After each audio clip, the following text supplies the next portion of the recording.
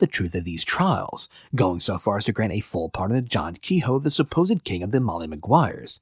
It seems as if the Molly Maguires may not have even existed, and this was just a way to bring down the AOH and end the strike of 1875. We now move on to 1892, still in Pennsylvania but not in the mines anymore, as we move into the Carnegie steel factories.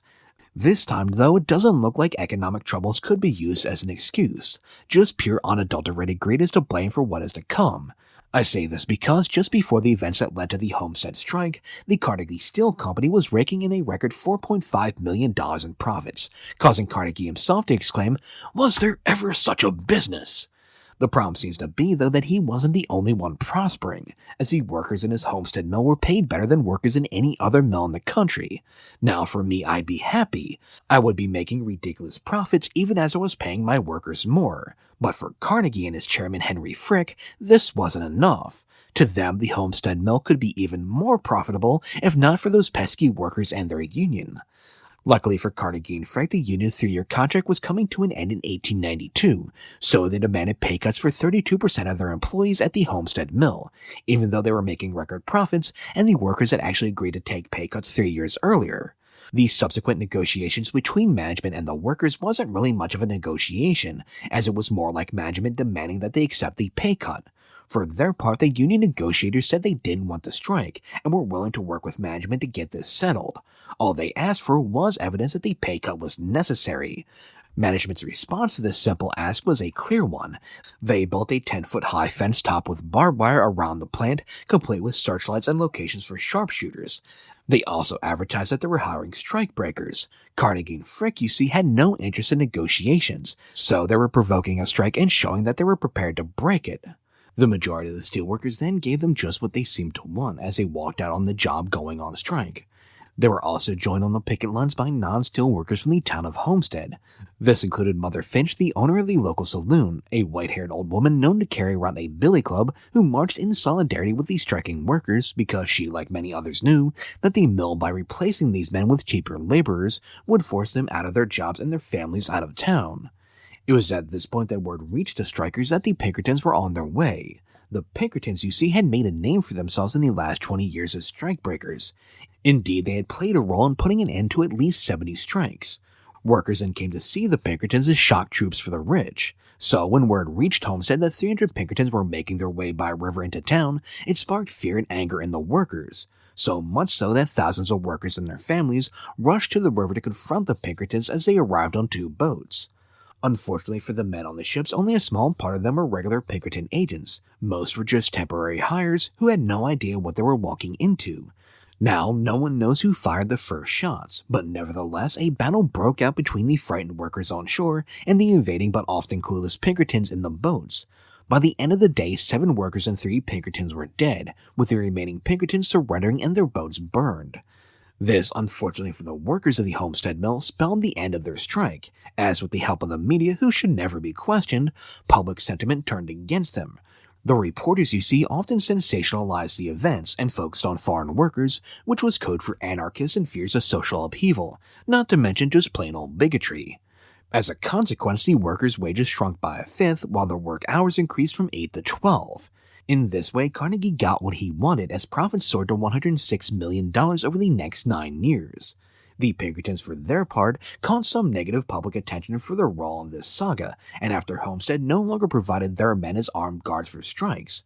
This, however, does not mean they stopped being a weapon to be used by the rich against their workers. They just did so in a more quiet manner.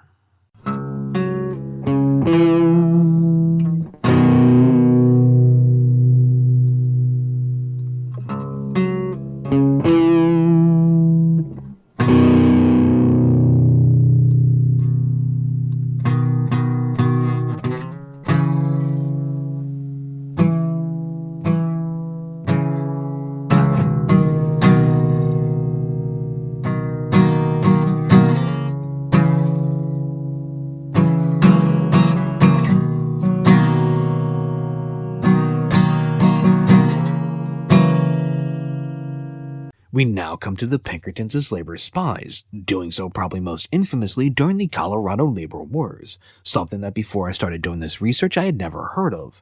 Colorado, as it turns out, was rich in high-quality coal, which was prized by the steel industry. These coal mines, though, were extremely dangerous even by the standards of the day.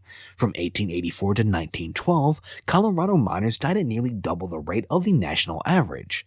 Nevertheless, workers started coming to Colorado from all over the country to find work, and the mine owners of Cripple Creek in 1894 looked to take advantage of this overabundance of workers when they announced that the workday would expand from 8 to 10 hours without any increase in pay.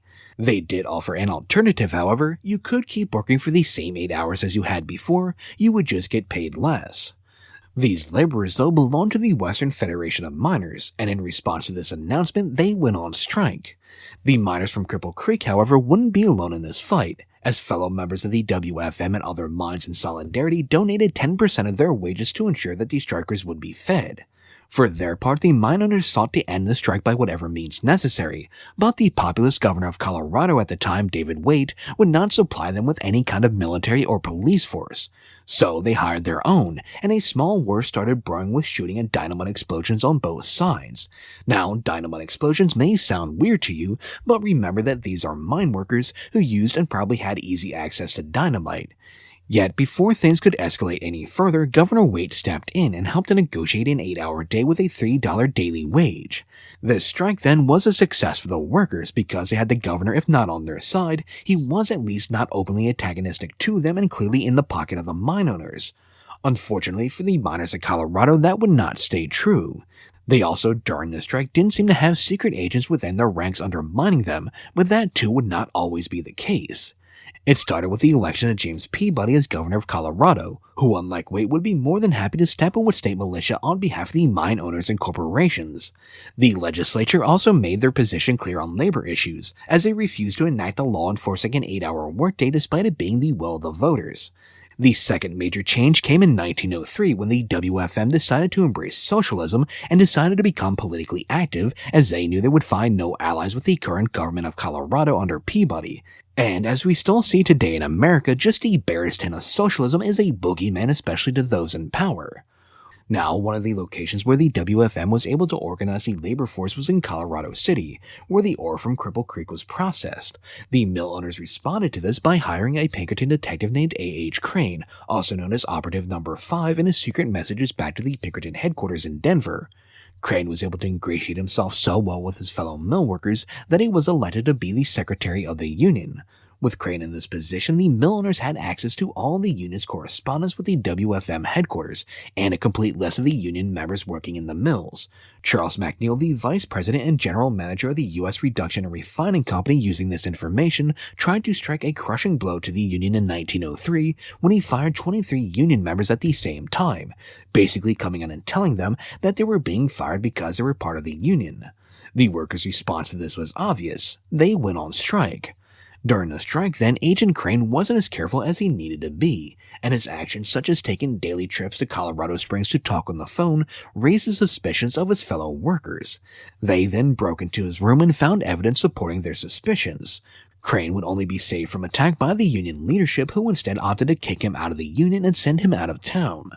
As for Mr. McNeil, he had the ear of Sheriff Gilbert, so much so that he had himself named a deputy sheriff. Gilbert then, probably at McNeil's insistence, wrote a letter to Governor Peabody, which was delivered by McNeil himself, a letter in which the corrupt sheriff claimed that armed mobs had taken over Colorado City, and he needed military assistance to handle it. Somehow knowing what they were up to, the mayor and city council of Colorado City also sent a message to Governor Peabody, in which they stated matter-of-factly that none of what the sheriff said was true.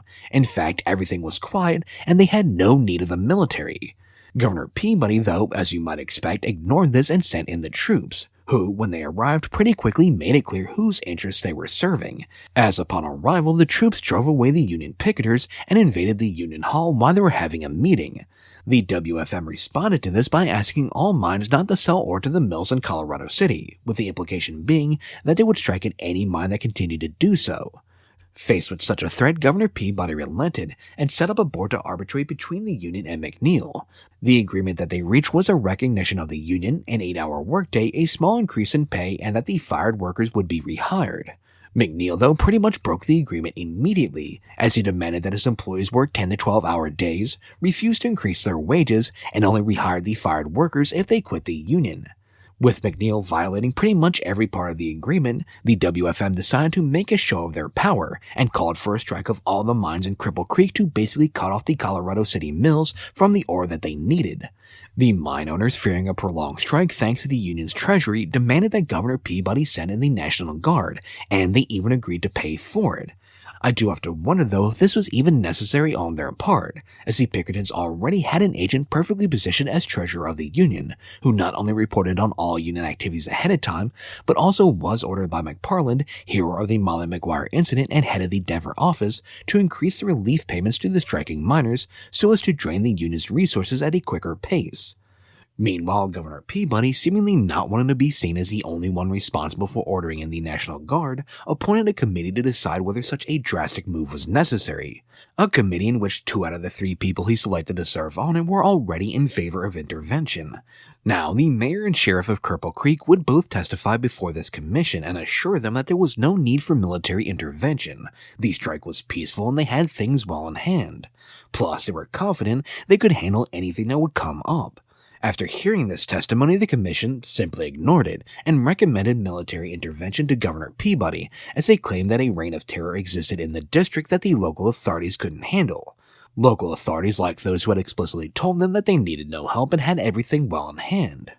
When the military arrived under the command of General Sherman Bell, they immediately went after the local union leaders and other union men, arresting them, putting them in military stockades or bullpens, all the while denying them access to counsel. Such treatment led District Judge W.P. Seeds to rule that the men were being held illegally and must be released. General Bell, however, announced that he would not do so unless ordered by Governor Peabody, and then marched the prisoners out of the courtroom under armed guard.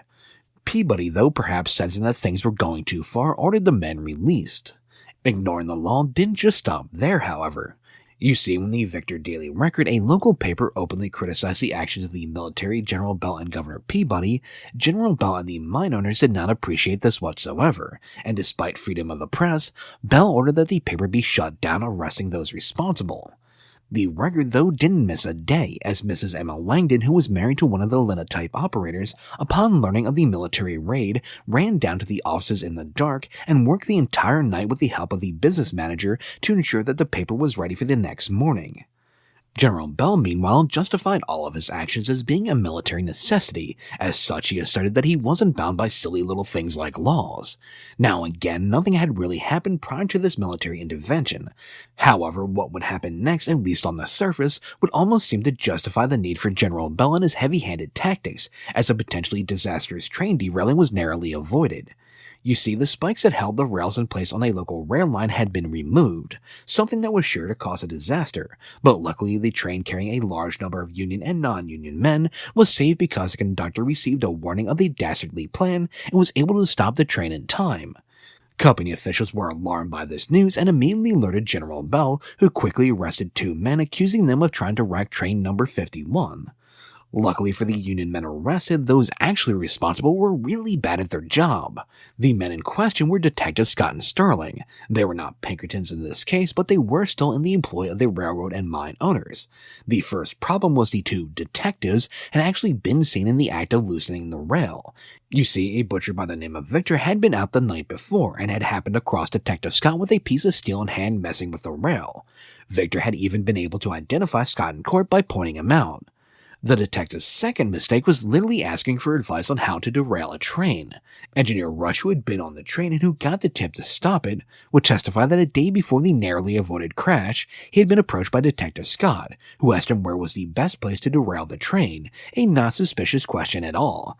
And as it turns out, the place that Rush had suggested just happened to be the exact spot where the sabotage was found the next day.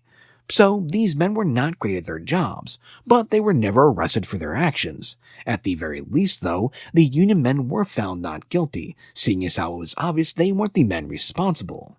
Meanwhile, in Telluride, the mill workers were tired of working 12-hour days. So after management ignored the request for an 8-hour day yet again, they went on strike as well. Governor Peabody's reaction to the strike was careful and measured as he stepped in to assist the poor beleaguered workmen. No, wait, I read that wrong. What this actually says is Peabody declared that the strikers were in rebellion against the state, and he sent in the militia to stop them. The militia then wasted no time in rounding up the union leaders and throwing them in solitary confinement with no legal counsel, on the very specific charge of conspiring to break the law.